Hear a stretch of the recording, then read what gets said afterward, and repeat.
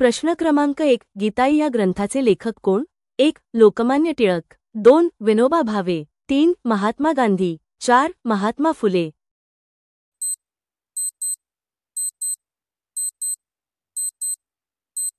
उत्तर जाणून घेण्याआधी चॅनेलला लाईक आणि सबस्क्राईब करा. तुमचं योग्य उत्तर आहे पर्याय क्रमांक 2 विनोबा भावे. प्रश्न क्रमांक 2 महात्मा फुले यांना प्रभावित करणारा विचारवंत कोण आहे? 1 जे.एस. Bhil, 2 Thomas pen, 3 व्हॉल्टेअर, 4 लिटो.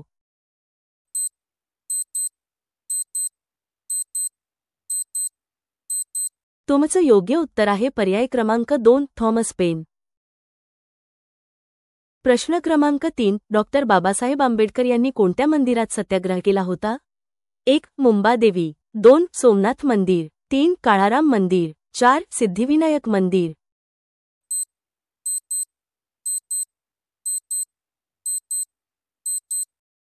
तुमचं योग्य उत्तर आहे पर्याय क्रमांक 3 काळाराम मंदिर. प्रश्न क्रमांक 4 कर्मवीर कोणाला म्हणतात? 1 भाऊराव पाटील, 2 बाबूराव पाटील, 3 भाऊसाहेब पाटील, 4 नामदेव पाटील.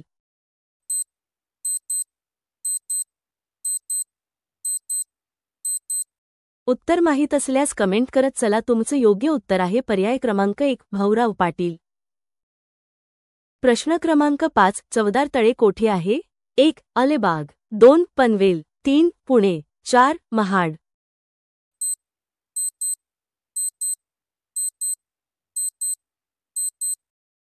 तुमचं योग्य उत्तर आहे पर्याय क्रमांक 4 महाड. प्रश्न क्रमांक 6 गाडगेबाबांना खराट्याचा बादशहा कोणी म्हटले आहे?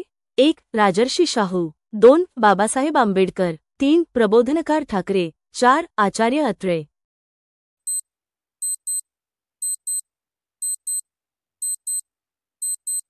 तुमचं योग्य उत्तर आहे पर्याय क्रमांक 4 आचार्य अत्रे.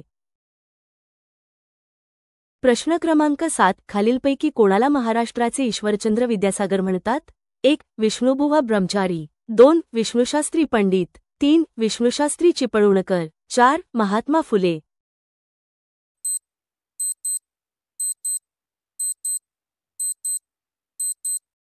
उत्तर माहीत असल्यास कमेंट करत चला. तुमचं योग्य उत्तर आहे पर्याय क्रमांक 2 विष्णुशास्त्री पंडित.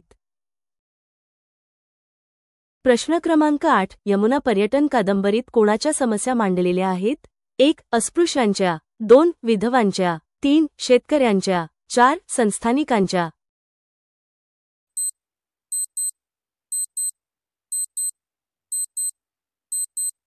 तुमचं योग्य उत्तर आहे पर्याय क्रमांक 2 विधवांच्या.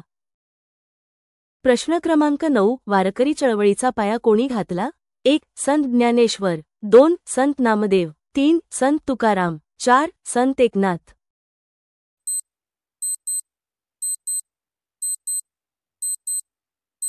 उत्तर माहीत असल्यास कमेंट करत चला. तुमचं योग्य उत्तर आहे पर्याय क्रमांक 1 संत ज्ञानेश्वर. प्रश्न क्रमांक 10 अमृतानुभव हा ग्रंथ कोणी लिहिला? 1 संत तुकाराम, 2 संत ज्ञानेश्वर, 3 संत एकनाथ, 4 मोरोपंत.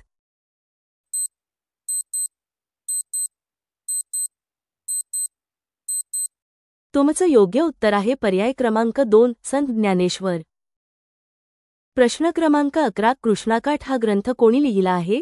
1 वसंतदादा पाटील, 2 राजाराम बापू पाटील, 3 यशवंत चव्हाण, 4 नागनाथ अप्पा नायकवाडे.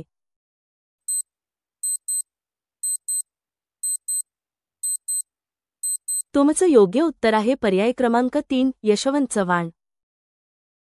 प्रश्न क्रमांक 12 माझी जन्मठेप हे चरित्र कोणी लिहिले?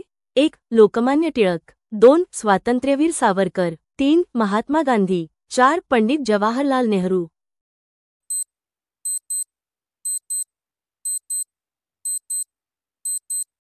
उत्तर माहीत असल्यास कमेंट करत चला. तुमचं योग्य उत्तर आहे पर्याय क्रमांक 2 स्वातंत्र्यवीर सावरकर.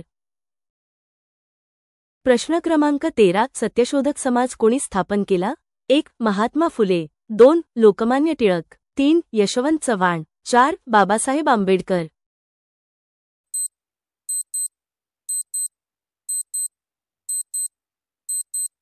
तुमचं योग्य उत्तर आहे पर्याय क्रमांक 1 महात्मा फुले.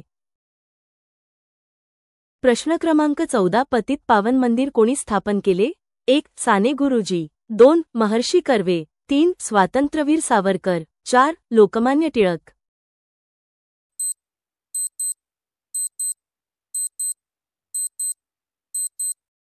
तुमचं योग्य उत्तर आहे पर्याय क्रमांक 3 स्वातंत्र्यवीर सावरकर. प्रश्न क्रमांक 15 राजर्षी शाहू महाराजांनी सत्तेचा वापर कशासाठी केला? 1 लोकशाही स्थापनेसाठी, 2 लोककल्याणासाठी, 3 स्वातंत्र्यासाठी, 4 आर्य समाजासाठी, 4 पंडित जवाहरलाल नेहरू.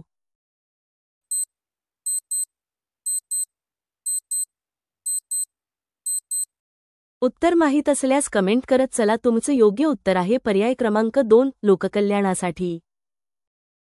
प्रश्न क्रमांक 16 पुण्यामध्ये सेवासदन आश्रमाची स्थापना कोणी केली? 1 महात्मा फुले, 2 रमाबाई रानडे, 3 विष्णुशास्त्री चिपळूणकर, 4 लोकमान्य टिळक.